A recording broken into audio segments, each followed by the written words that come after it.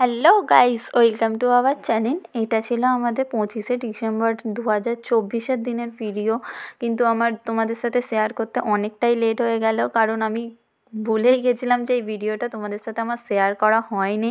এই ভিডিওটা আমার ফোনেতেই রয়ে গেছিলো।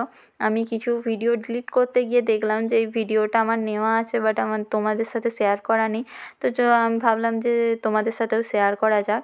আমরা 25শে ডিসেম্বরের দিনকে প্রত্যেক বছরই প্রায় এরকমভাবে, মানে আমার বাপের বাড়িতে এটা আমার কাকা সেলিব্রেট করে থাকে, যে এরকম যিশু দাদার ফটোর সামনে, তারপরে এই যে ওর মা বাবা যেগুলো আছে সবাই থাকে, সেইগুলোতে রেখে আর এই সামনেটাতে কেক কাটা হয়।